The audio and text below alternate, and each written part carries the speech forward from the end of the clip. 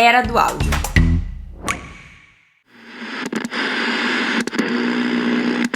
Quando eu comecei a gravar esses audiolivros em 2016, 17, mesmo eu como técnico de áudio, assim, pra mim era uma coisa muito distante. Eu, particularmente, quando eu faço casting, eu não gosto de ver currículo da pessoa, porque geralmente tem foto, e isso já te remete a algum timbre de voz. Eu tive que criar esse cronograma de uma forma, e que eu faço isso para qualquer audiolivro, que é assim, meio que considerando que tudo vai dar errado, sabe?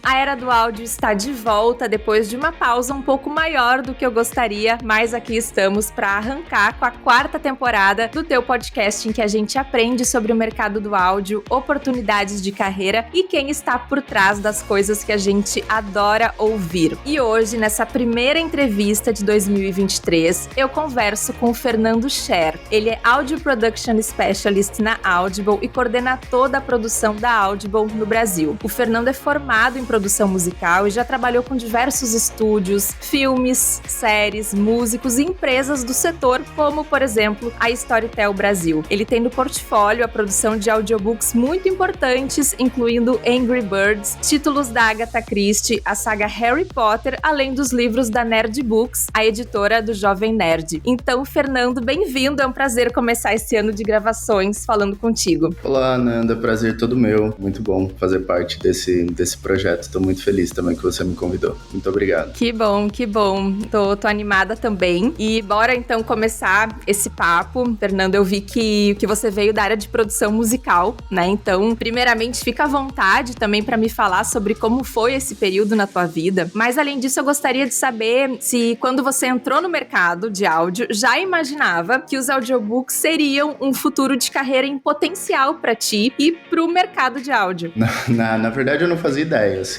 Eu me formei em produção musical no final de 2010, então eu fiz muito pensando na música, porque eu sou músico também, de formação, então eu fiz um curso de áudio em paralelo com o que eu fazia a faculdade de produção musical, e depois trabalhei em alguns estúdios de música, assim. Lá por volta de 2013, eu comecei a trabalhar com dublagem como freela, como técnico, ao mesmo tempo que eu produzia e gravava outras coisas na parte da música. E aí eu fui descobrindo mais esse universo, assim. Eu comecei a trabalhar, a princípio, com novelas, depois eu fui pegando umas dublagens de série, depois mais por 2015, 2016 ali, eu comecei a gravar e finalizar games também. E aí, lá por 2016 ou 17, eu não lembro agora, no estúdio que eu trabalhava como freela, chegou alguns audiolivros para ser gravados. Foi o primeiro contato que eu tive, assim. E aí eu entrei nesse mundo meio sem querer, assim, não era uma coisa que eu esperava muito. Por volta de 2018, eu fui indicado para participar de uma entrevista com a Storytel, que até então eu não sabia que era a Storytel. A única coisa que eu sabia era que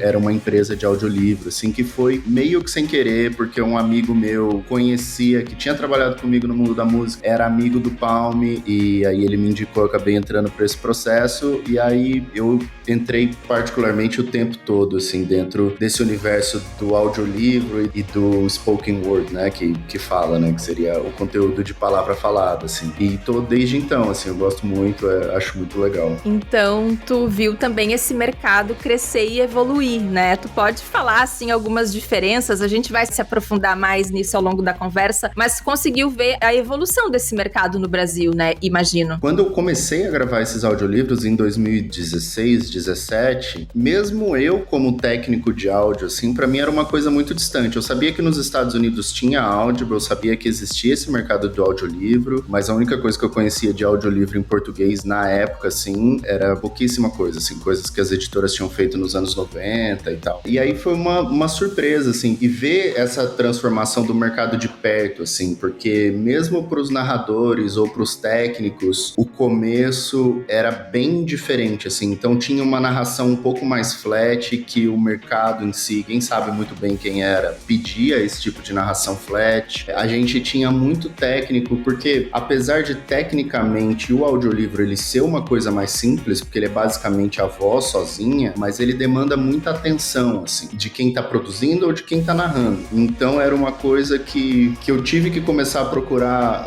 pessoas que tinham esse tato para fazer e para produzir, porque daí também, eu acho que a princípio foi as pessoas pegarem dubladores para fazer, mas também ao mesmo tempo não eram todos os dubladores que se sentiam à vontade ou que se encaixavam nesse universo, nessa forma de narrativa, assim, porque é uma coisa completamente diferente de qualquer coisa de mercado de voz, assim, eu acho, tanto para a parte das pessoas técnicas ou de revisão, ou dos revisores, ou de narrador mesmo, assim. Na dublagem a pessoa interpreta sempre um personagem e no audiolivro você precisa ter essa veia de contador de história, né, sem você deixar necessariamente ficar caricato, então que fique de forma natural, assim. Então eu acho que foi uma evolução muito grande dentro do mercado aqui no Brasil, desde 17, 18, que a gente sempre foi, eu digo porque a gente informa de mercado, assim, como as pessoas que estavam trabalhando, e eu sempre procurei brifar também e fazer esse mini treinamento com narradores novos, ou com editores novos, ou com revisores novos, porque é um mercado que ainda tem muito espaço para crescer no Brasil, e eu espero muito que cresça mais e mais, e ainda falta mão de obra, assim, de todos os lados, de narradores, tem muita gente tentando, que às vezes é ator profissional, mas chega na hora do audiolivro e tem problemas no sentido de que não achava que ia ser tão difícil enquanto é. Tá sendo uma transformação bem grande do mercado, assim, hoje a gente evoluiu bastante, eu vejo que em 2022 a gente já tem muitos narradores, já fizeram mais de 50, 60 audiolivros, que já tem a manha de fazer esse tipo de narração,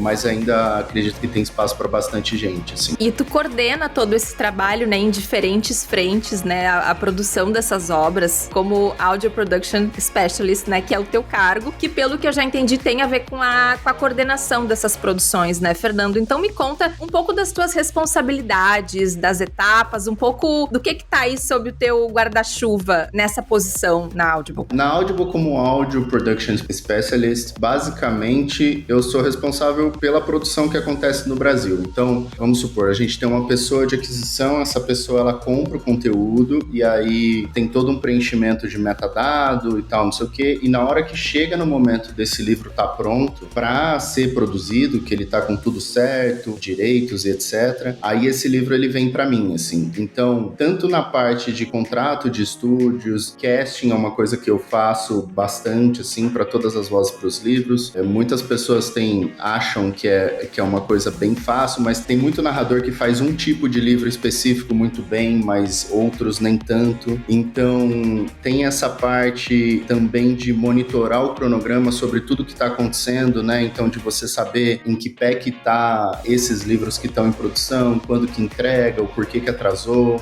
se vai ter outros tipos de conteúdo, voz famosa narrando, por exemplo. Qualquer tipo de característica diferente para produção, eu preciso fazer essa análise desse cronograma, saber quando que entrega, quando que não entrega. Eu também acompanho gravações especiais, como celebridade, eu vou e dou um pitaco. Também monto esse cronograma, então, por exemplo, da produção que eu fiz do Harry Potter com a Storytel, eu precisei montar esse cronograma para apresentar para eles o quanto de tempo que eu precisaria, quanto que o Ícaro precisaria de sessões, quando que eu conseguiria entregar cada livro. Então, todo esse processo engloba o Audio Production Specialist. Eu acho que a grosso modo é isso, assim, e mais alguns detalhezinhos que hora ou outra acontecem.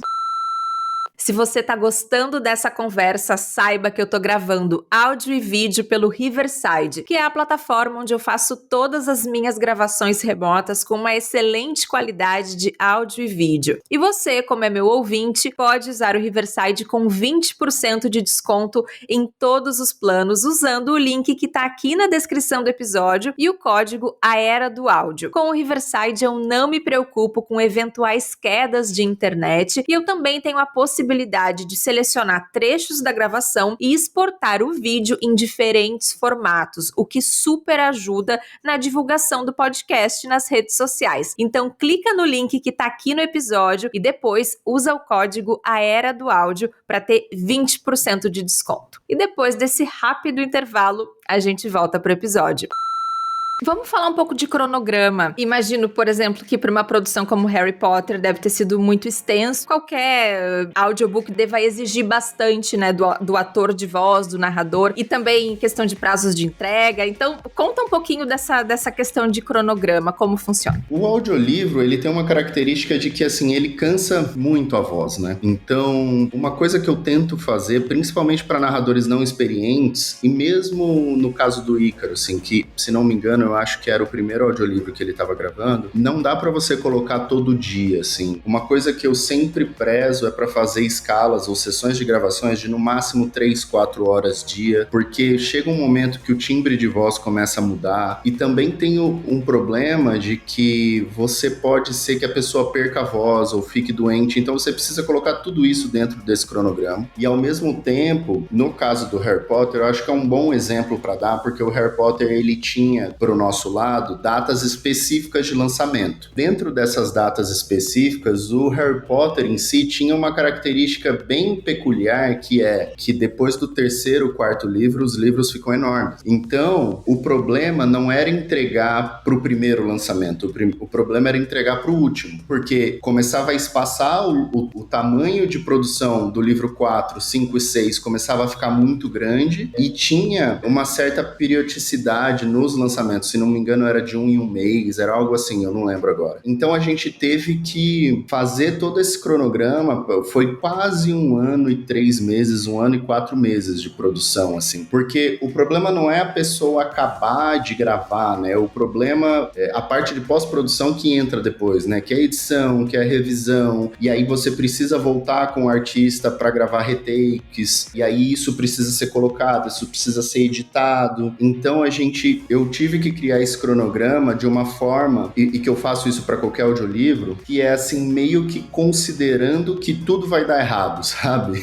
Então eu coloco algumas semanas extras, assim, que para mim é bom, se dentro desse 1 ano e 3 meses do Harry Potter tudo der certo, a gente entrega em 8 meses. Mas se tudo der errado, eu ainda entrego dentro desse prazo, sabe? E para um projeto longo desse tipo, você precisa considerar diversas coisas, assim. Você precisa considerar se o narrador ou se o diretor perder alguém próximo na família, se ficar doente, se tiver que fazer uma viagem de emergência. Obviamente que dentro do contrato, nesses casos, está dizendo que a pessoa tem que cumprir com prazo e etc, mas também ninguém é robô, né? Então você precisa considerar isso dentro de um cronograma, que tragédias podem acontecer durante esse tempo com essas pessoas envolvidas no projeto, assim, que são pessoas que não dá para mudar, assim, um editor ou um revisor, você consegue trocar ou substituir se tiver alguma emergência. Agora, no caso do narrador ou do diretor, não tem como. Tem algo muito interessante que eu gostaria que tu explicasse, que é o porquê do audiobook ter um narrador. E no caso do Harry Potter, o Ícaro Silva, que fez a narração, ele fez dezenas de personagens. E cada personagem tem ali a sua característica, tem o seu timbre, tem o seu estilo, o que torna ainda mais desafiador, né? Fala um pouco sobre isso, Fernando. Aqui no Brasil tem muita gente, assim, que eu falo, às vezes pessoas da família, que legal, você trabalha com audiolivro, é tipo uma radionovela. É bem comum ouvir esse tipo de coisa, assim. E no começo, lá para 2017, mesmo algumas pessoas do mercado editorial tinham essa visão, assim, de que às vezes o livro ele é contado em primeira pessoa, então esse personagem que tá narrando, ele só pode fazer a própria voz. Quando, na verdade, existem alguns problemas técnicos aí, também existe o problema da interpretação. Assim, o audiolivro, ao meu ver, na parte artística, ele é uma coisa que 95% das vezes eu opto por colocar um narrador só, e eu acho que é a melhor forma de se fazer. Porque é como aquela pessoa estivesse contando aquela história para você, independente de que se é primeira pessoa ou de que se é terceira pessoa, você tem essa coisa que o narrador, ele tá contando essa história para você. Então, quando algum amigo seu tá contando uma história ou algo do tipo pra você, ele fala as falas que ele ouviu das outras pessoas. Isso não é um problema. Eu acho que o problema, principalmente em livro ficcional, é a pessoa não deixar as vozes dos outros personagens de forma muito caricata. Óbvio que livros como Harry Potter, que são livros infanto-juvenis, Senhor dos Anéis, ou livros de fantasia, ele dá uma margem muito maior para você poder brincar com isso, porque até tem bruxos, tem outros tipos de personagens, mas em ficção, romance policial ou algo desse tipo, tem que tomar um pouco de cuidado para você não deixar caricato, assim, não deixar muito infantilizado o tipo de voz que você vai usar para cada personagem. Tem uma coisa que no caso do Harry Potter, eu acho que também é um bom exemplo, porque eram muitas vozes, como você falou, né? Dentro dessas muitas vozes, é óbvio que tinham vozes que se pareciam, porque o Ícaro, ele é um ator brilhante, fez vozes incríveis, mas ele é uma pessoa só. Então ele tem o timbre de voz dele, ele tem as características da voz dele e ele tem um agudo e um grave até onde fica confortável para ele. Não dá para ir muito mais para lá ou muito mais para cá. Então, nesse tipo de produção, o que as pessoas têm que ter em mente, assim, o que eu acho que tem que levar em consideração é de você criar tipos de vozes chaves para os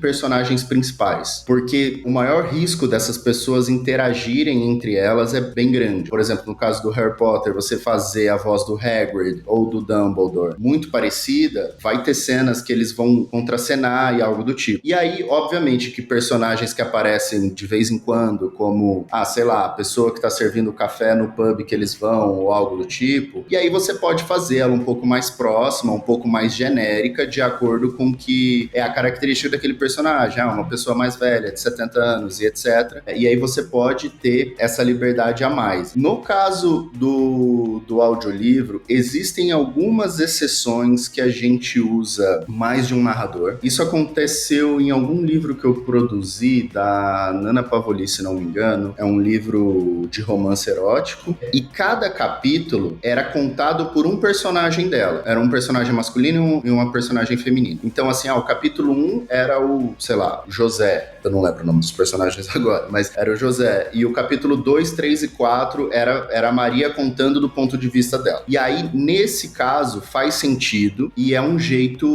muito legal de se fazer, assim, porque dá uma característica diferente pro audiolivro. E aí, como eu falei que também tem problemas técnicos, a parte do problema técnico é a seguinte. Vamos supor, você tem um livro e aí você tem 4 personagens principais nesse livro e você tem um narrador. E aí você escolhe que o narrador faça todas as vozes e a voz do narrador, só que na hora desses personagens principais você quer um ator fazendo cada voz de personagem principal. Aí a gente tem um problema bem grande, principalmente de orçamento, que essa produção é uma produção que vai ficar bem mais cara, porque você não pode chamar um narrador para você pagar 15 minutos de trabalho dele, né? Ele provavelmente não vai sair nem de casa por isso. Então, quando é pouco texto, você vai ter que fechar um cachê fixo com essa pessoa. E você tem um problema também de mapeamento desse texto, porque você imagina que você tem os livros que a gente grava para virar audiolivros, que são livros que não foram feitos para áudio, que são livros geralmente de backlist, eles são escritos para ser impresso. Então, se você tem um livro de 300 páginas, você não tem lugar nenhum dizendo que hora que aquele personagem entra, em que página que aquele personagem entra, com quem que ele interage, com quem que ele não interage, que aí acaba virando uma coisa meio que da dublagem, né? Porque a dublagem, você tem um mapa de anéis, um mapa de loops, como os cariocas chamam. Eu não sei se as pessoas estão familiarizadas como a dublagem funciona, mas a dublagem, ela é assim. Então você pega um episódio de 30 minutos de uma série e você tem uma pessoa, depois da fase de tradução, que é a pessoa que corta anéis, que eles chamam. Então, a cada 20 minutos de vídeo, ele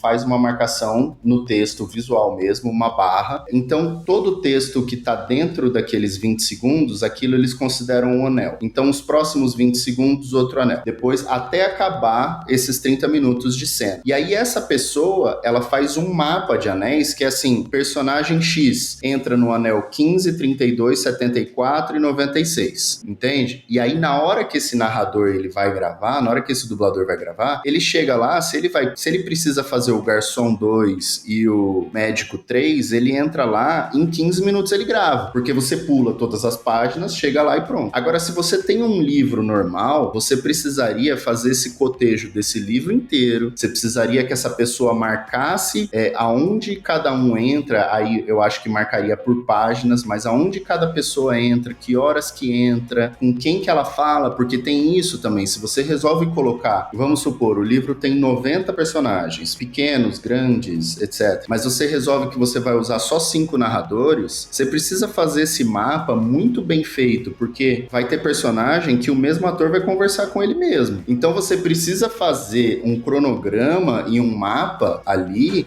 que faça sentido. Então você precisaria, numa produção de usar mais de um narrador, você precisaria pelo menos para os personagens principais e personagens secundários, um ator para cada. Então ficaria uma produção ficaria extremamente cara, assim. Aí já entra que geralmente quem quer fazer esse tipo de produção quer colocar um sound design, que também já encarece mais ainda. Então você tem alguns problemas muito grandes de produção que eu acho que as pessoas que não estão familiarizadas com a parte do áudio, com a parte de produção de audiolivro, ou de radionovela, ou de multicast, às vezes isso nem passa pela cabeça da pessoa, assim, sabe? E um dos maiores problemas é esse, assim, você ter o mesmo personagem conversando com ele mesmo, e isso seria um problema muito grande, assim. Assim, pelo que eu entendo, transformaria o audiobook num audiodrama, numa audiosérie, num outro formato, né? Que também existe. Sim, que também existe. E aí você teria um cronograma muito maior, né? Porque isso toma muito mais tempo. E quando eu falo que é muito mais caro, não é que é 2, 3 vezes mais caro. É 10 vezes mais caro pra cima, assim, sabe? É bem mais caro. É um tipo de produção, assim como, por exemplo, Sandman da Audible, que o time de UK fez, ele é uma adaptação dos quadrinhos do Neil Gaiman. Então, por exemplo, a adaptação de texto que virou multicast, que a Audible fez, que se não me engano foi a Audible UK, com Sandman do Neil Gaiman, que era quadrinho, né? Então, o Neil Gaiman e o Rick Maggs tiveram que sentar, eles fizeram toda essa adaptação desse texto. E quando eu falo adaptação desse texto, é que assim, principalmente o quadrinho, eu acho que tem uma dificuldade maior ainda do que o livro, justamente porque você precisa entender que muitas coisas num livro que seria escritas como narrador, descrevendo a cena, ou como tal lugar, no quadrinho você tem os desenhos, né? Então, nesse momento, o Neil e o Rick tiveram que escrever, isso aqui vai ser dito pelo narrador ou a gente vai colocar isso como sound design? E aí, você tem que tomar essa decisão e essa adaptação de texto que leva muito tempo e é uma linha muito tênue, assim, porque se você tem muito sound design, aquele tipo de coisa que às vezes a gente, acho que quase todo mundo já ouviu, que você tá ouvindo alguma coisa com sonorização, aí a pessoa coloca até o barulho do copo, até o barulho do talher, aí vira uma bagunça, assim, e uma música de fundo você não consegue prestar atenção. Se você tem o narrador contando demais sobre o que está acontecendo na cena, você também não consegue fazer um sound design tão legal. Então tem essa dificuldade, essa adaptação, igual eles fizeram, assim, eu achei que o Sandman ficou incrível, a adaptação é linda, então tem essa linha muito tênue, assim, então eu acho que quem tem a ideia de fazer um multicast ou uma radionovela do próprio livro ou de produzir algo desse tipo, tem que ter em mente, assim, essa adaptação de texto. Precisa ser uma coisa muito bem feita e que vai tomar muito tempo antes de entrar para gravar, assim. Eu acho que o entrar para gravar é a última coisa. E antes, nós falávamos sobre as gravações especiais, né? Tu falou sobre gravar com celebridades. E fico me perguntando, né, se as celebridades estão preparadas para aguentar o tranco, assim, de gravações longas. Como é que funciona? Quais são as diferenças de gravar com um ator preparado, que está habituado a fazer narrações assim tão extensas, e um outro ator ou uma celebridade que de repente aquilo não é bem a praia dele? Enfim, desde sempre quando eu preciso escolher alguma celebridade para fazer, tirando alguns casos específicos, em 98% das vezes eu tendo a escolher ou colocar no casting só pessoas que são atores formados, principalmente para audiolivro, assim, porque é difícil, é um trabalho bem cansativo, assim, e e às vezes você tem conversas com um agente, isso desde sempre, assim, na Storytel também, a pessoa fala, não, a celebridade pode fazer uma sessão de 8 horas dia. Você fala, essa pessoa não vai conseguir fazer 8 horas dia. Ela vai cair dura no chão do estúdio, mesmo comendo e tomando água, porque é cansativo, assim. Eu não sou narrador, não sou ator, mas eu já fiz esse exercício de tentar me gravar, assim, você lê 5, 6 páginas, parece que você tá no estúdio há 3 horas e meia, assim, é muito cansativo. Então, no caso da celebridade, tem algumas peculiaridades, assim, porque você vai ter, geralmente, são pessoas que têm uma agenda muito fechada, então você precisa, de novo, igual eu falei sobre o cronograma, fazer um cronograma com uma margem de erro maior, com dias extras. Se você tá usando o mesmo parâmetro que você usa para um narrador profissional, contando a quantidade de dias e de gravação, muito provavelmente vai faltar dia, e aí no caso da celebridade você tem a peculiaridade que essa pessoa não vai ter agenda, você vai ter que renegociar outro budget para essa pessoa voltar e etc. Então, eu acho que a maior dificuldade com celebridades é você fazer esse cronograma com uma margem de erro ainda maior, assim, porque muitas coisas podem acontecer no meio do caminho. Geralmente, pessoas que nunca gravaram, eu acho que nem só celebridades, mas mesmo atores, assim, que nunca gravaram audiolivro, a pessoa tem a impressão de que ela, não, eu vou gravar 4 horas no estúdio, assim, quando na verdade essa pessoa rende 2 horas e meia, 2 horas e 15. E aí o timbre começa a perder, você começa a perceber do lado do técnico, assim, que a entrada de som começa a ficar mais baixa, sabe? Ela já não consegue mais interpretar daquele jeito. Então, você tem essas dificuldades a tratar com uma pessoa que nunca gravou. Mas no caso da celebridade, eu falo pra escolher ator, porque da parte artística, essa pessoa, 99% das vezes, vai muito bem, assim. Então, se você vai escolher uma celebridade que não é ator e que nunca gravou um audiolivro, o ideal seria que essa pessoa fizesse uma preparação, que você chamasse o diretor, que lesse com ela, pra pessoa entender como é que é. Então, tem essa diferença. No caso do narrador profissional, é uma pessoa que faz isso todo dia, né? Então, ele vem, ele grava pra você, e ele sai daqui, aí ele vai almoçar e ele vai gravar uma dublagem, e depois à noite ele vai gravar um outro audiolivro. Então, é uma pessoa que ela faz parte do dia a dia dela. Então, ela sabe lidar com a voz dela, ela sabe até onde a voz dela vai, até onde não vai, como ele faz pra descansar a voz, em que tempo ele consegue fazer de forma confortável aquele livro. Também tem isso, assim, os narradores profissionais, eles têm algumas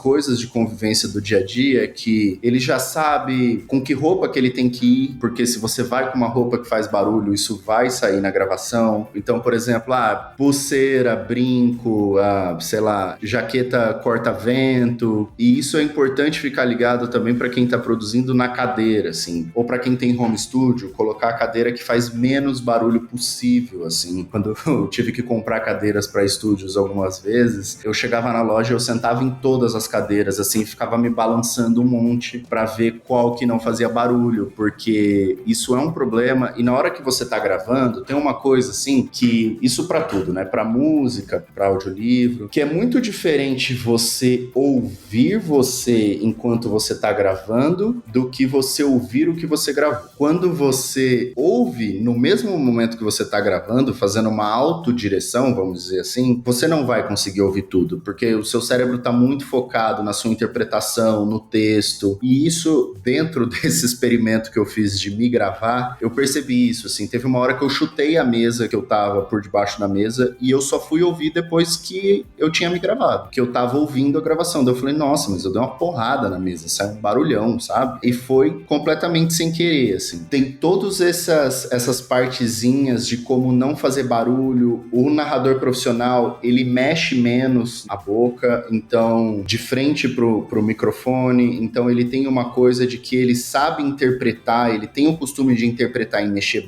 braço e tudo, mas ele não tira a boca de frente da cápsula do microfone. E isso é uma coisa que muda bastante, assim, quando a gente trabalha com alguém que não tem um costume de trabalhar em estúdio, ou que veio do teatro, que tem essa liberdade de interpretar e se mexer. Isso é o tipo de coisa que atrapalha bastante, assim, que é uma coisa que tem que ser regra, assim, toda vez que você vai trabalhar com alguém famoso ou não, que é ator, que é super experiente, que tem 30 anos de atuação, 40 anos de atuação, mas nunca trabalhou com audiolivro ou com dublagem, é uma coisa que você precisa brifar, e você precisa ter em mente de que esse cronograma, ele precisa precisa ser bem maior do que você faria para um narrador profissional ou uma narradora profissional. Eu quero te perguntar sobre casting de vozes, Fernando. Para ti ou para o mercado, de modo geral, essa voz, ela é mais assim um veículo para ser transmitida a história, ou é importante que ela tenha um match, que ela tenha características que vão ao encontro dessa história? Me fala um pouco dos critérios para fazer o casting dessas vozes. Depende, assim. Geralmente, essa recomendação do tipo de voz do livro é muito de caso a caso. Ele pode vir da editora, ele pode vir do autor do livro, o autor pode decidir que ele quer aprovar a voz, ou que ele quer colocar alguma outra pessoa, ou que ele quer um famoso. Então, assim, pode ser um direcionamento de muitos lugares. Mas existe, eu acho que algumas coisas importantes a se considerar no momento, que é assim, eu particularmente, quando eu faço casting, eu não gosto de ver currículo da pessoa, porque geralmente tem foto, e isso já te remete a algum timbre de voz. Porque é importante você se perguntar algumas coisas quando você vai fazer o casting, que gênero de voz que aquele livro tá pedindo, assim. Quem é que tá contando aquela história? Qual é a idade daquela voz? Geralmente, se você tá fazendo um livro de business, vai ser uma voz ou masculina ou feminina, mas vai ser uma voz um pouco mais madura, com uns 40 e pouco, 50 anos. Qual tipo de narração que esse livro tá pedindo também? Porque um livro não ficcional, ele tem uma narração bem diferente de um livro de um Harry Potter da vida, por exemplo, que é um livro, é um extremo de ficção, assim. Esse livro, ele tem linguagem estrangeira, ele tem palavra em outras línguas, porque daí você precisa saber se o narrador, ele tem essa expertise necessária para gravar esse livro. Então, assim, que é homem ou é mulher, então a gente precisa de uma voz e precisa ser mais ou menos na idade dele. Uma coisa que é importante, além do gênero, é a idade da voz e não a idade do narrador. Existem narradores e dubladoras, principalmente dubladora mulher, assim, eu conheço várias, que fazem programas infanto-juvenis, infantis, que tem, às vezes, 40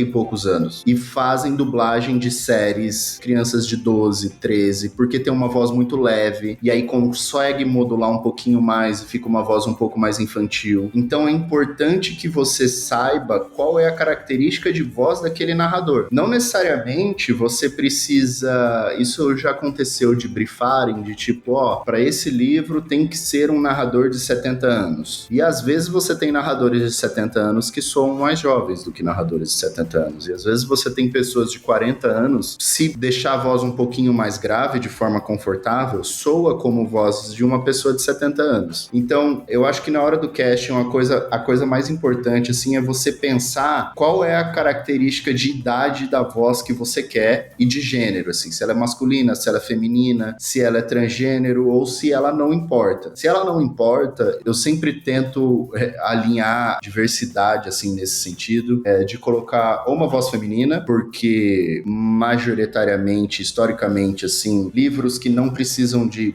gênero nenhum colocam um homem de 40 anos pra fazer, é bem comum isso, ou voz transgêneras, assim. Eu lembro que a Renata Carvalho, que é uma atriz trans, eu fiz um trabalho com ela na Storytel, fiz mais de um trabalho, na verdade. Ela fez o Rainhas da Noite pro Chico, e depois ela fez o Fazenda dos Animais e o 1984 pra Storytel. E ela ficou super feliz. É isso, assim, e também eu acho que rola muito esse preconceito, principalmente com uma voz transgênera, que ela não é, no geral, ela não é nenhuma voz tão masculina, como ela não é nenhuma voz tão feminina, assim. Então eu também acho que da nossa parte do mercado, cabe a gente a tentar normalizar isso, porque tem muitos livros, assim, que eu vejo que às vezes vem de recomendação de alguém que tem os direitos do livro, de tipo, esse livro tem que ser homem 45 anos, porque é um livro de business, ou porque é um livro de tal coisa. E aí, se você lê o livro inteiro, em momento nenhum tá dizendo quem é o narrador daquele livro. Então, eu acho que é importante também a gente mudar e entender que o mercado do audiolivro, assim como o mercado da dublagem, todas as vozes são vozes, assim, sabe? Eu acho que existe trabalho para todo tipo de voz. Você tendo uma voz mais leve, ou você tendo uma voz mais grave, ou você tendo uma voz mais velha, ou tendo uma voz um pouco mais rouca. Então eu acho muito importante considerar isso na hora do casting. A outra coisa que eu falei no começo,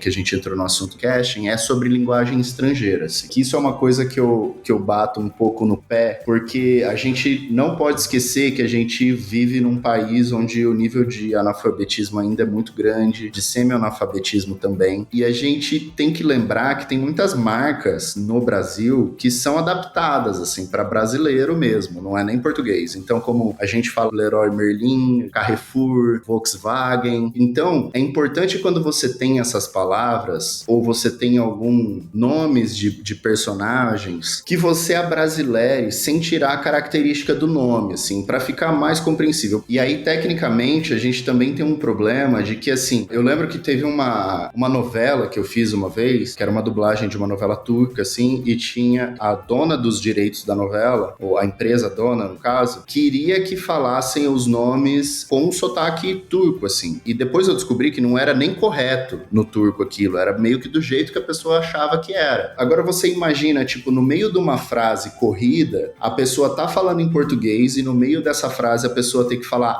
é uma palavra que não vai sair natural. A pessoa não vai conseguir fazer direito, porque muitas das vezes, igual o francês ou o alemão, usam músculos na fala que a gente em português não usa. Então a gente não tem essa característica. E é importante você fazer essa adaptação, que assim, não é nenhuma adaptação de você trocar o nome. Você pegar um cara que chama John e tá no livro John e você falar João. Não é nem isso, assim. Mas fala de um jeito que seja mais natural pro brasileiro pronunciar. E eu acho que traz uma inclusão bem legal, assim, e que é muito necessária pro Brasil, assim. Eu acho que a dublagem tem uma importância muito grande no Brasil, que muitas vezes pessoas que falam mais de uma língua ou pessoas com uma classe mais alta, com mais acesso às coisas, não têm noção de que a importância que a dublagem traz nesse abrasileiramento das coisas. Então eu acho que pro audiolivro também, você pegar um livro que você tem muitos nomes em inglês, óbvio que você não vai mudar o nome do personagem, mas traz ele para um jeito abrasileirado que não fica feio, que fica próximo, mas que fica confortável de um brasileiro falar, assim. Eu acho que esse tato é importante na hora que a gente vem com conteúdos de língua estrangeiras. Também acontece casos, esse é o melhor dos mundos, assim. A pessoa mandar uma lista com o nome de todos os nomes estrangeiros ou de todos os nomes de fantasia que aparecem na frente escrito como se diz aquela palavra, assim. Eu acho que esse é o melhor dos mundos, mas esse é bem raro de acontecer justamente por causa disso, assim. Quando a maioria dos livros foram escritos, hoje em dia eu acho que já tem pessoas pensando em como o livro que ele tá escrevendo, ou que ela tá escrevendo, vai soar num audiolivro, assim, mas a grande realidade é que a maioria dos livros não são assim, ele é escrito para você ler. Então, é preciso ter esse senso, assim, então eu acho que essas são as coisas mais importantes, assim, para se considerar na hora que tá fazendo um casting. Para mim ficou muito claro que o fator humano, essa sensibilidade é muito importante tanto do lado de quem tá produzindo quanto de quem está gravando. E aí eu me pergunto, né, quando eu vejo notícias que falam sobre a inteligência artificial no mundo dos audiobooks, eu fico pensando, para mim isso não faz sentido. Queria saber o que tu acha disso pessoalmente, ou se isso é um assunto, sabe, dentro de empresas do setor, se isso é cogitado, se isso faz sentido, se isso é um horizonte muito distante. Qual que é a tua perspectiva sobre isso? Eu acho que ainda é um horizonte um pouco distante. Eu já tive empresas há uns anos atrás de inteligência artificial entrando em contato para tentar vender coisa para Storytel, que eu tava na época, e eu fiz reuniões com as pessoas, assim. Ainda é muito aquém o timbre de voz, é sempre baseado em voz humana mesmo, mas ainda é muito aquém, ainda não tem a notarialidade. Eu não sou muito especialista em voz artificial, eu não sei se vai demorar muito ou se vai demorar pouco. Eu espero que demore muito, porque eu acho que a gente consegue dar uma sensibilidade no ritmo de leitura, na forma com que fala cada palavra, na forma com que coloca a intenção da pontuação, dá uma diferença muito notória, assim. Eu sei que isso em algum momento teve algum problema de legal com voz artificial, de lendo um conteúdo que a plataforma não tinha o direito de transformar aquilo num audiolivro e as editoras reclamaram e tal. Eu acho que vai demorar um pouco, eu espero que demore um pouco, porque eu acho que é um mercado tão legal, assim, com tanta variedade de voz. Eu acho que a gente tem que sempre buscar ter essa diversidade, ter essa quantidade de voz trabalhando, e não só em questão de gênero, assim, ou de idade de voz, mas eu acho também que o Brasil tem muito a acrescentar no mercado de audiolivro, a diversidade em sotaques, né? O nosso sotaque, a gente tem muito isso de Rio, São Paulo e mesmo o Sul Sul, assim, que é perto, ainda é bem raro você ver alguém narrando com um sotaque mais forte. Nordeste, Centro-Oeste, nem se fala, assim, é bem raro você ter. Geralmente você tem casos específicos, e eu acho que a gente precisa ter essa diversidade em todos esses parâmetros, assim, você ter de gênero, de idade, ter essa diversidade de sotaque também, que eu acho que é algo que tá mudando um pouco devagar no Brasil, assim, mas eu acho que é bem necessário, assim. Eu tô interrompendo a entrevista bem rapidinho para te fazer um pedido muito importante. Se você tá gostando da Era do Áudio, vá ao seu tocador de podcast favorito e siga ou assine esse podcast. Essas coisas como deixar seu follow, deixar seu review são muito importantes. Assim, os aplicativos de podcast mostram esse programa para mais pessoas. Por exemplo, se você tá ouvindo pelo Spotify, além de seguir, também pode deixar umas estrelinhas lá pra gente. Obrigada por ajudar esse podcast a crescer.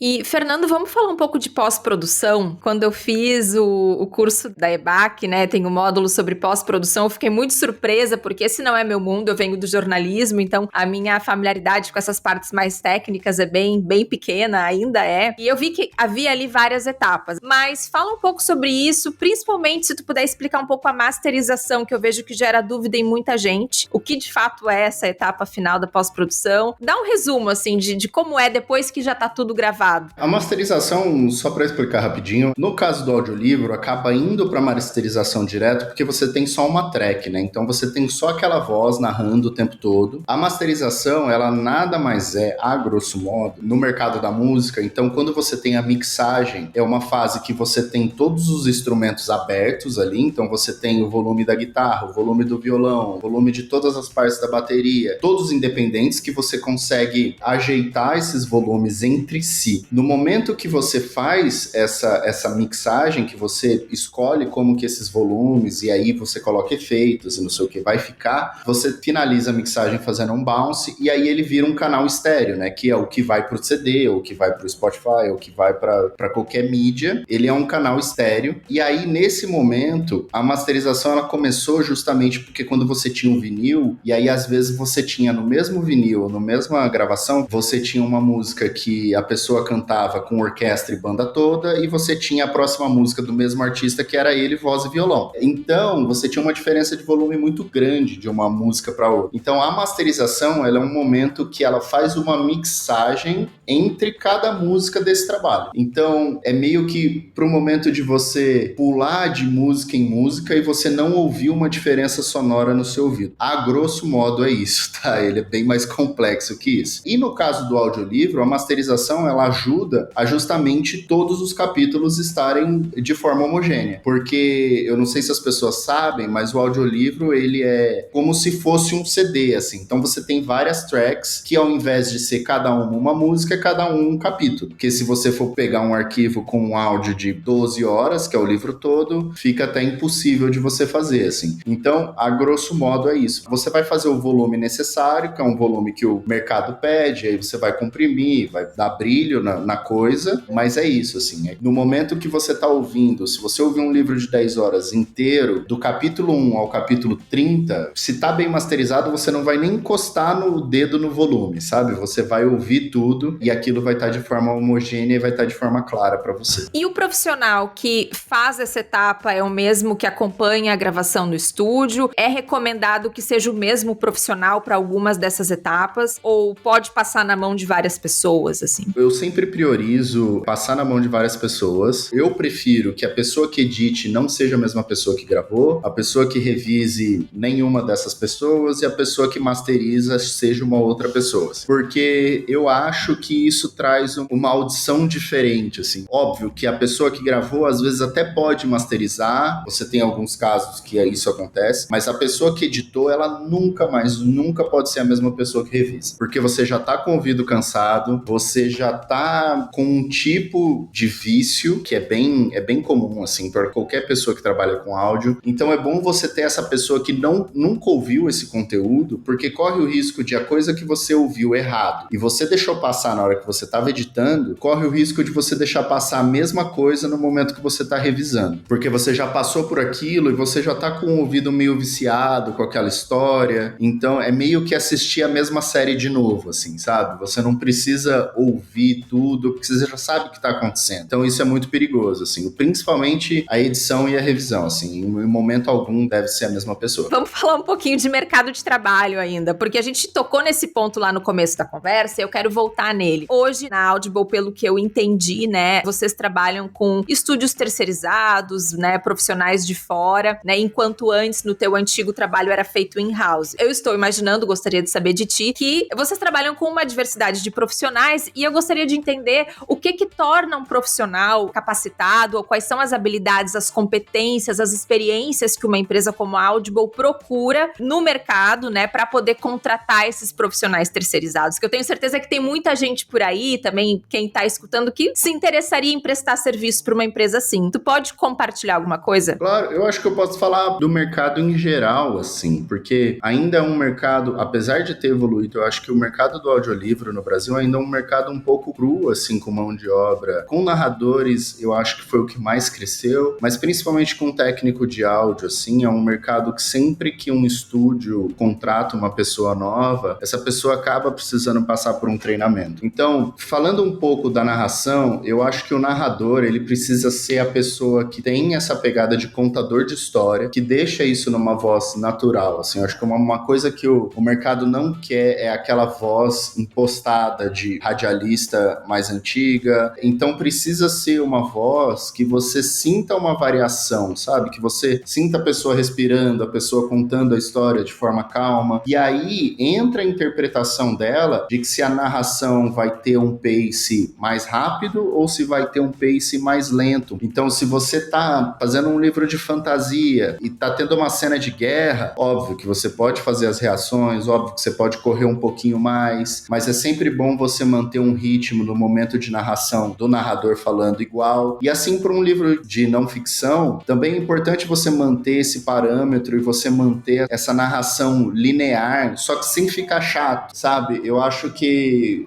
às vezes os novos narradores, eles confundem um pouco a pontuação de sempre fazer do mesmo jeito ou de sempre fazer com uma entonação. Então, eu acho que você pode ler de uma forma, mesmo livros mais técnicos, você pode ler de uma forma contando a história daquele livro. Você vai mudar um pouquinho a intenção de um ponto final para o outro, nem sempre fazer tanto igual. São coisas sutis, assim, que deixam a interpretação muito mais legal. Não precisa impostar a voz, não precisa entrar num personagem, sei lá, de algum que faz chamada para programa de TV ou algo desse tipo. Eu acho que pode fazer de uma forma natural e tentar trazer isso para uma normalidade. Eu, particularmente, quando eu tô fazendo um casting, eu sempre tento imaginar como aquela narração soaria na minha cabeça se eu estivesse narrando o livro em casa, sabe? Então, assim, nesse meu imaginário, eu gostaria de ouvir o livro meio que do jeito que você ouve na sua cabeça, lê na sua cabeça, quando você tá lendo o livro físico em casa. Pro narrador, eu acho que ele precisa ter essa tranquilidade na leitura, assim. E, obviamente, que você tem narradores que têm uma característica de conseguir fazer mais vozes sem ser caricato, e aí essa pessoa vai ser uma pessoa mais escolhida para livro ficcional, e vai ter uma pessoa que ela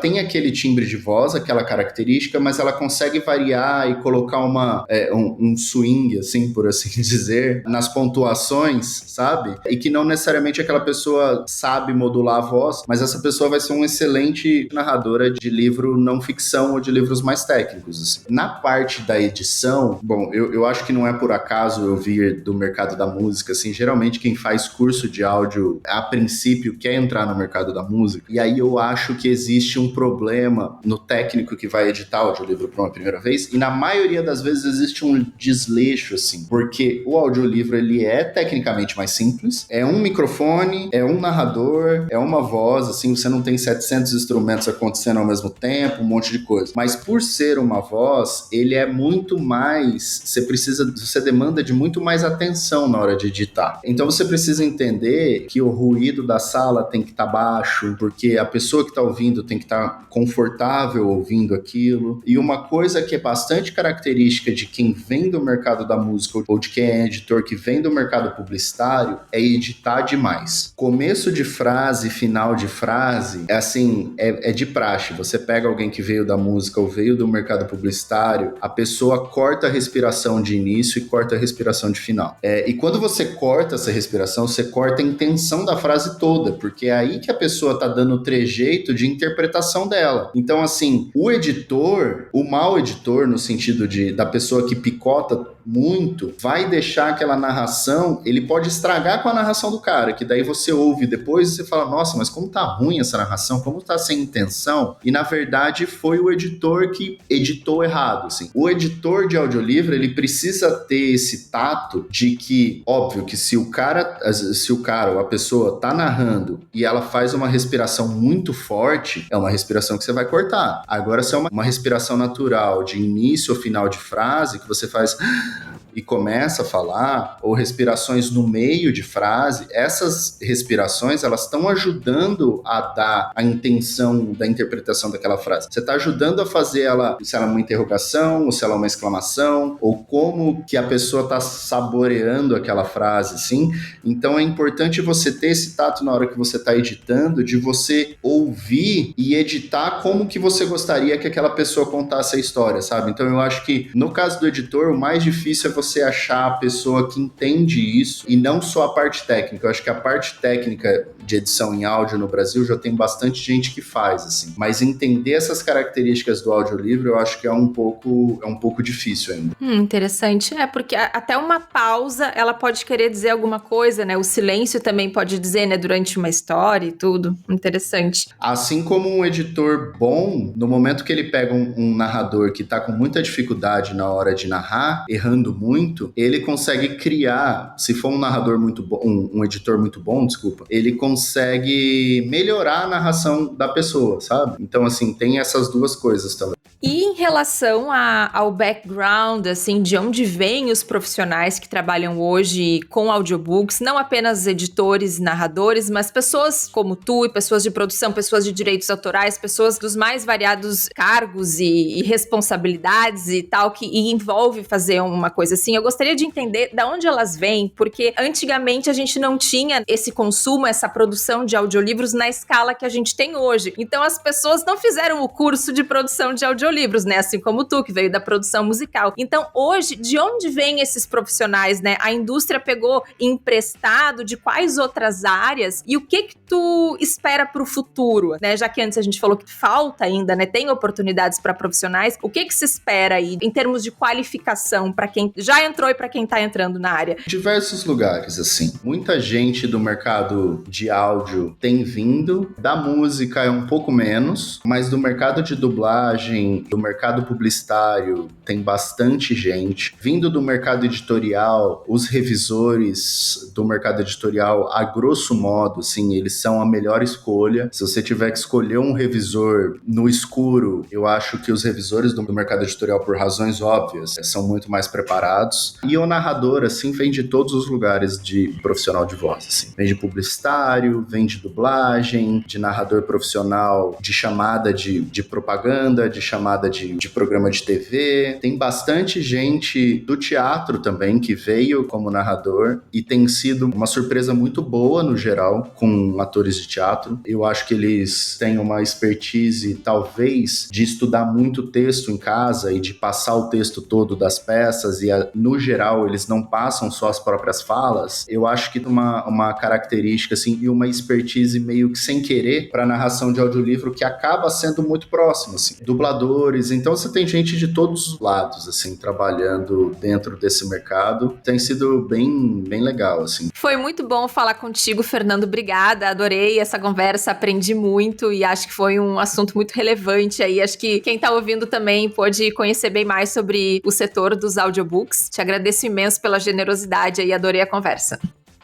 Valeu, muito obrigado pela oportunidade. É sempre muito legal falar sobre esse universo do livro e esse universo da palavra falada, assim, que é muito novo ainda no Brasil e eu acho que tem muita coisa legal ainda para acontecer nesse mercado para os próximos anos. Então, Fernando, se tu quiser deixar alguma rede social, algum link para as pessoas te encontrarem, fica à vontade.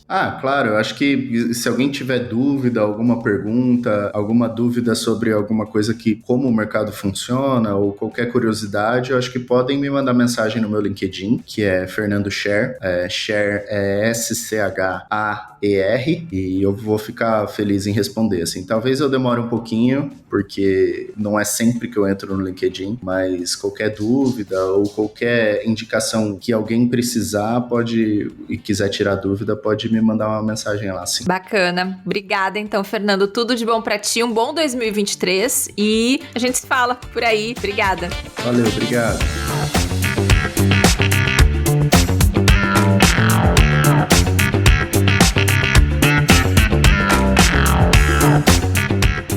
E aí, gostou dessa conversa? Se você quiser trocar uma ideia sobre áudio e comunicação e acompanhar a Era do Áudio nas redes sociais, é só seguir @aeradoaudio lá no Instagram. E eu tô em todas as redes sociais como @AnandaGarcia. O nosso e-mail é aeradoaudio@gmail.com. Até o próximo episódio. Tchau!